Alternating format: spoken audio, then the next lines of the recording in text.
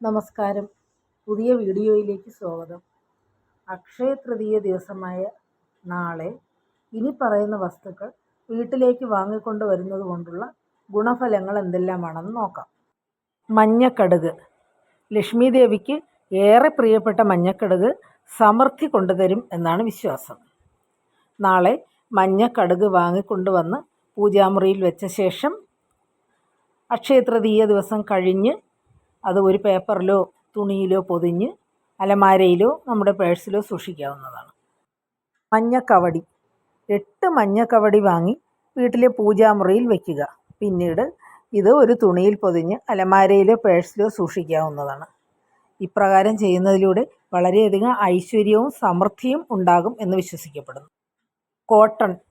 അക്ഷയ തൃതീയ ദിവസം കോട്ടൺ വാങ്ങിക്കൊണ്ട് വരുന്നത് നമ്മുടെ വീട്ടിൽ സമാധാനവും സമൃദ്ധിയും നൽകും എന്ന് വിശ്വസിക്കപ്പെടുന്നു. മൺപാത്രം. അക്ഷയ തൃതീയ ദിവസം മൺപാത്രം വാങ്ങുന്നത് സ്വർണം വാങ്ങിക്കൊണ്ട് വരുന്നത് പോലെ തന്നെയുള്ള ഫലം തരുന്നു എന്ന് വിശ്വസിക്കപ്പെടുന്നു.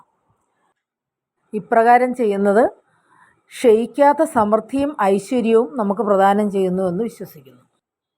റോക്ക് സാൾട്ട് അഥവാ ഇന്ദുപ്പ്. അക്ഷയ തൃതീയ ദിവസം ഇന്ദുപ്പ് വീട്ടിലേക്ക് വാങ്ങിക്കൊണ്ടുവരിക. അന്നേ ദിവസം അത് ഉപയോഗിക്കരുത്. അക്ഷയ തൃതീയ കഴിഞ്ഞ് ഉപയോഗിക്കാവുന്നതാണ്. ധനസമൃദ്ധിക്കും ഐശ്വര്യത്തിനും വളരെയധികം നല്ലതാണ് റോക്ക് സാൾട്ട് വാങ്ങി അക്ഷയ തൃതീയ ദിവസം വീട്ടിലേക്ക് കൊണ്ടുവരുന്നത്.